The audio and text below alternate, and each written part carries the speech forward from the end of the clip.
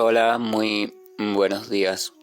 Namo Vishnupadaya Krishna Preshtaya Bhutale Srimate Bhaktivedanta Swaminiti Namine Namaste Saraswate Deve Gauravani Pracharine Nirvisesa Sunyabhadi Pashatya Deshatarine Shayatri Krishna Chaitanya Prabhu Nityananda Tri Abdvaita Gadavdara Srivasadi Gaura Bhaktavrinda Hare Krishna Krishna Krishna Hare Hare Hare Rama Rama Rama Hare Hare Hare Krishna reiterados. Vamos a continuar con las lecturas y propuestas de reflexiones sobre algunos de los textos del siempre maravilloso y radiante Srimad Bhagavatam, los cuales sin lugar a dudas tienen la capacidad de, cuando le escuchamos con un corazón abierto y sin una tendencia a cuestionar, a criticar, a defendernos, entonces nuestro corazón y nuestra mente se van liberando enseguida de todo aquello que les contamina y entorpece, y nos permite irnos abriendo a la sustancia dulce que siempre se esconde allí donde se habla o se plasman las actividades relacionadas con el Señor, así como sus siempre maravillosas cualidades y las cualidades y actividades también de los devotos puros del Señor, pues en verdad las actividades del Señor no ocurren, sino siempre en relación con sus partes integrales o siervos puros. El último texto compartido decía: la personalidad de Kali pidió algo más, y por su súplica el rey le dio permiso de vivir donde hubiera oro, porque donde quiera que haya oro, también hay falsedad, embriaguez, lujuria, envidia y enemistad. Veíamos y compartíamos sobre el último elemento que hace aproximadamente 5.000 años fue concedido, por decirlo así, como territorio para la personalidad de Kali, o para la tendencia que conduce al deterioro o conduce hacia una vida adármica, o sea, una vida alejada del Dharma o alejada de cualquier tipo de principio que conduce a la emancipación humana y a la autorrealización espiritual. Habíamos mencionado ya 4 elementos, o 4, por decirlo así, territorios, 4 condiciones que eran propicias para el fortalecimiento y desarrollo de ese deterioro o degradación humana. A saber, eran los lugares donde se practica y se vive en una mentalidad de juegos de azar, los lugares donde se practica la matanza de animales, o sea, lugares de sufrimiento, y sobre todo cuando esa matanza no tiene la más mínima justificación, sino que se hace por cuestiones algunas veces de enriquecimiento, como los grandes mataderos, las grandes fábricas de conserva de carnes, cuestiones así, y otras veces por simple cuestión de paladar, o sea, por simple satisfacción de la lengua y el estómago. Habíamos también mencionado los lugares donde se desarrolla una actitud de apego hacia aquellas cuestiones que estorban a la conciencia lúcida, o sea, bebidas embriagantes, sustancias embriagantes, y los lugares donde se sigue una conducta también en lo referente a aquellos que llaman prostitución, o sea, en lo referente a una conducta desde el punto de vista sexual totalmente irresponsable y que esté guiada únicamente y solamente por la lujuria más ciega de todas las lujurias. Esos 4 componentes son áreas propicias o son atmósferas propicias para que las tendencias que siempre están presentes de deterioro humano puedan fructificar. Y a eso se le sumó un 5.º elemento, que es la presencia de aquello que sea símbolo de poder, o sea, o promesa de deleite futuro. Ayer comentábamos sobre el tema. Entonces allí Maharaj Parikshit le dio permiso a Kali. Este permiso significa, mira, puedes habitar en esos lugares, puedes habitar en esa atmósfera, que en ese caso yo no te censuraré. Yo como rey no voy a echarte de allí. Pero donde quiera que sea fuera de esos tipos de tendencias o comportamientos, entonces yo te voy a echar. O sea, yo no te voy a dejar habitar. Ese fue el mensaje que Maharaj Parikshit le dio a la personalidad de Kali. Continuamos leyendo este primer canto del Srimad Bhagavatam. En su capítulo 17, texto número 40, dice: así pues, por indicación de Maharaj Parikshit, el hijo de Uttara, a la personalidad de Kali se le permitió vivir en esos 5 lugares. Por lo tanto, todo aquel que desee el bienestar progresivo, especialmente los reyes, los religiosos sinceros, los líderes públicos, los brahmanas y los sannyasis, nunca deberán ponerse en contacto con los 4 principios irreligiosos antes mencionados. Entonces aquí se da una conclusión, o sea, Sutta Goswami, el narrador del Srimad Bhagavatam, vamos a recordar que el Srimad Bhagavatam no es más que un conjunto de narraciones que fue transmitida o ha sido transmitida de maestro a discípulo, y las cuales contienen información relacionada directamente con el Señor Supremo y con algunos de sus devotos puros. Entonces, en este caso, este Srimad Bhagavatam que tenemos hoy en día es el Srimad Bhagavatam que habló Sutta Goswami a los sabios de Naimisiranya, o sea, que estaban reunidos en un bosque determinado, un bosque con determinadas condiciones y potencias, donde se solían realizar reuniones de sacrificio, o sea, para realizar ciertas ofrendas, ciertos cantos, mantras, debatir ciertos temas, siempre para el bienestar de la humanidad. Y los sabios, preocupados por el inicio de la era de Kali Yuga, se habían reunido allí, para realizar un sacrificio, porque sabían que Kali Yuga estaba iniciando y sabían que iba a ir empeorando. Entonces ellos querían de algún modo rogar por el bienestar de la humanidad, para que pudiera la humanidad soportar esa presión creciente de los malos tiempos que ya para entonces estaban comenzando. Y allí Sutta Goswami en un momento determinado llega y comienzan a hacerle preguntas sobre el Señor Supremo, y él comienza a responder a esas preguntas, y eso es el Srimad Bhagavatam. Entonces ese Sutta Goswami es el que dice aquí en medio de la narración: por lo tanto, todo aquel que desee el bienestar progresivo. Esto es importante, porque el sinónimo, por decirlo así, de autorrealización es lograr el bienestar pleno de la entidad viviente. El bienestar pleno. No solo pleno, sino pleno, auténtico, verdadero. No el supuesto bienestar, no el bienestar ilusorio, sino la verdadera condición de bienestar. Restablecer a la entidad viviente en su verdadera y plena condición de bienestar.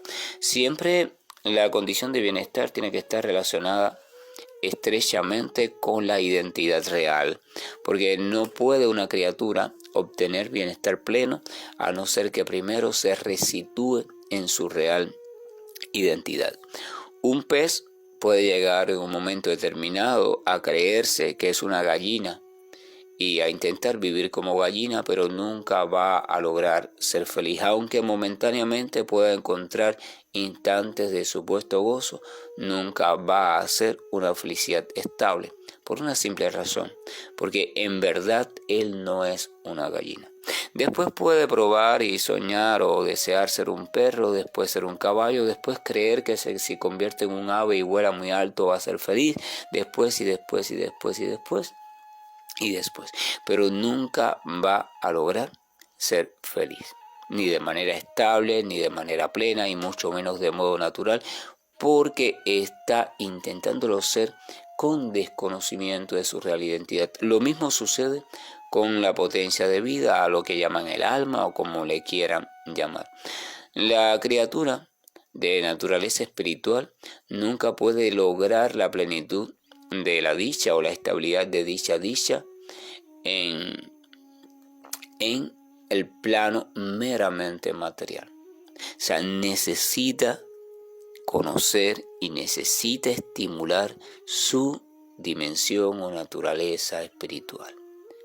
De lo contrario, siempre será como una hoja seca o una rama seca que la corriente de un río, la feroz corriente, tira a su antojo contra una orilla o la otra. De hecho, el propio Srimad Bhagavatam más adelante en otros cantos explica y manifiesta a la entidad viviente como una rama seca que está caprichosamente siendo lanzada contra las rocas de la orilla, según la corriente del intranquilo río, o sea, la corriente de los tiempos y el devenir de los universos, vaya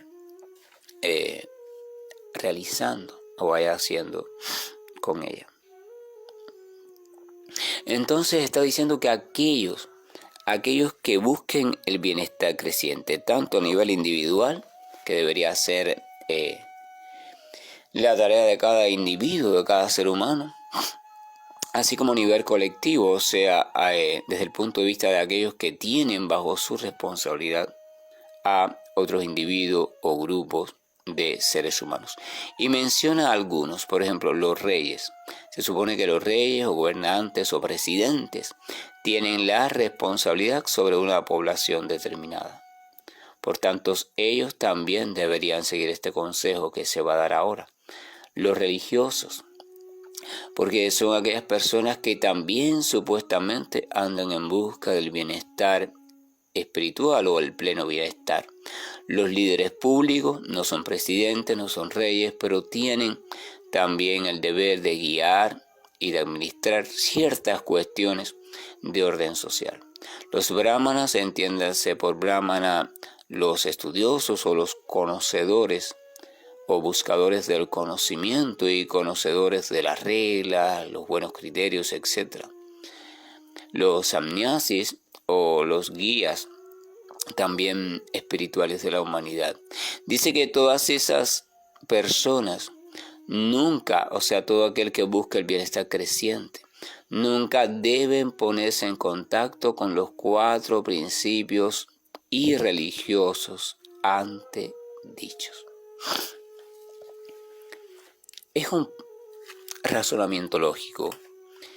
Si Kali es una tendencia o es una influencia que conduce a la entidad viviente hacia la degradación y el deterioro y no hacia la plenitud ni hacia la emancipación, si Kali tiene manifestaciones tales como la riña, la hipocresía, la falsedad, etcétera, etcétera, entonces todo aquel que esté buscando de manera consciente y responsable el bienestar debe de cuidarse de la influencia de Kali. Kali va a estar siempre influyendo, porque estamos viviendo en una época donde Kali está predominando, donde esa tendencia está cada vez siendo más fuerte. Por tanto, no podemos huir de su influencia. Lo que podemos hacer es tratar de mantenernos lo más a salvo posible de ser atrapado y ser hundido en las profundidades de dicha influencia. Entonces, si sabemos eso y sabemos además cuáles son las áreas básicas donde Kali es más fuerte, donde ella puede avanzar con mayor facilidad, mencionadas ya anteriormente. O sea, las áreas donde se desarrollan apuestas y juegos de azar, donde hay una ganancia ahí en juego constantemente basada en la supuesta suerte, etcétera, etcétera. Las áreas donde se desarrolla una irresponsabilidad en cuanto a la sexualidad total, las áreas donde se desarrolla la violencia o el crimen animal, las áreas donde se desarrolla el consumo de sustancias y bebidas que perturban el estado lúcido de la conciencia, y además de eso, las áreas donde también se le da gran importancia a lo que es la riqueza material o el poder material. Dice que de esas áreas debe cuidarse aquel que desee alcanzar un bienestar progresivo. De las primeras 4 áreas mencionadas, debe cuidarse con gran celo, o sea, mantenerse si es posible al margen de ella. Ahora, de la 5ª área, que es el área de la riqueza material o la prosperidad material, debe cuidarse en el sentido de saber todas las cosas que ella trae aparejada, falsas compañías, falsas amistades, etcétera, etcétera, pero al mismo tiempo debe de lidiar con ella. O sea, debe de aprender a cómo aprovechar, a cómo utilizar la supuesta prosperidad material sin que le deteriore, o sea, que le ayude a emanciparse como ser humano, a crecer en amor, bondad, etcétera, etcétera, en vez de a hundirse o a enrarecerse como ser humano. Repito, de las 4 primeras, debe mantenerse al margen, dentro de lo posible, y de la 5ª o del elemento añadido, debe de aprender a cómo utilizarlo para beneficio progresivo desde el punto de vista de la espiritualidad. Esto es importante porque no muestra a la prosperidad material como enemiga, tampoco muestra a la prosperidad material como amiga, simplemente la muestra como un elemento más, el cual puede convertirse en enemigo cruel si comienza a adueñarse de nosotros. Si la prosperidad material se adueña de nuestra mente y de nuestro corazón, entonces nos esclaviza y se convierte en un enemigo de la espiritualidad. Pero si es utilizada para fines espiritualmente emancipadores, o sea, para fines que nos lleven a ir creciendo como seres humanos y a ir acercándonos a un conocimiento progresivo del Señor y también a una realización de servicio amoroso para el Señor, entonces se convierte en una bendición. El texto 42 continúa diciendo: luego el rey restableció las patas que la personalidad de la religión había perdido y mediante actividades alentadoras hizo que la condición de la tierra mejorara considerablemente. O sea, después que terminó su asunto con la personalidad de Kali y le permitió vivir en ciertas condiciones o áreas de existencia, entonces restableció al Dharma en todos sus principios, o sea, volvió a restablecer las buenas tendencias en la población. Y también ayudó a que la tierra volviera a ser próspera, tomando ciertas medidas lúcidas basadas en el conocimiento y basadas también en la devoción al Señor y en el sentido de pertenencia a un gran sistema. Eso es importante. Y ese es el siguiente paso. El siguiente paso que siempre revela la presencia de alguien sabio es que alguien sabio sabe que la humanidad necesita del Dharma.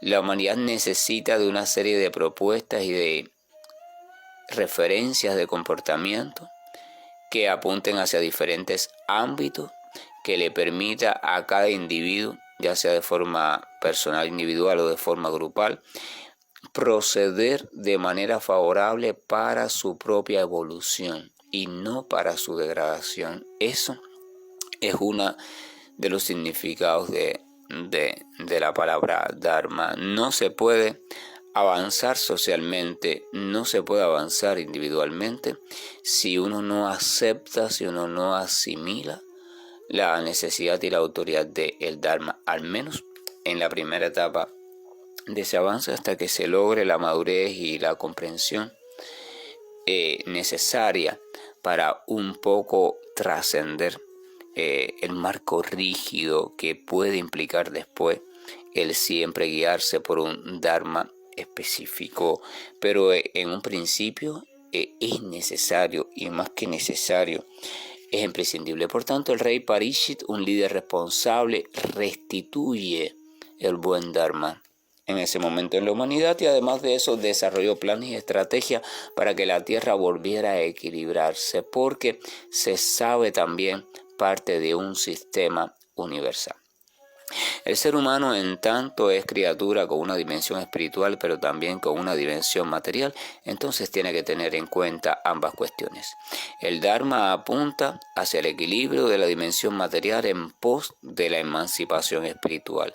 Pero eso se va desarrollando en el planeta Tierra, por tanto es necesario que el planeta Tierra como sistema permanezca equilibrado para que sea próspero, para que sea, como se dice vulgarmente, bendecido. Y entonces desde esa atmósfera equilibrada y próspera el ser humano pueda dedicar tiempo a enfocarse en su propia trascendencia. Ambos elementos deben ir siendo llevados de la mano. Que la gracia y el amor de nuestro siempre amoroso y buen Señor nos acompañe. Permita que nuestro corazón se aperture cada vez más y nuestra mente sea también cada vez más silenciada a la cantidad de conceptos y tonterías que hemos almacenado en ella. El acercamiento progresivo a Dios de manera viva, de manera experimental, no es una cuestión de teoría, no es una cuestión de conceptos, no es una cuestión de libros, es una cuestión de apertura sincera del corazón. Hare Krishna, buen día, y estoy finalizando la llamada. Krishna Krishna Krishna Shri Krishna Govind Hare Murari Janat Narayan Vasudeva Shri Krishna Govind Hare Murari Janat Narayan Vasudeva Shri Krishna Govind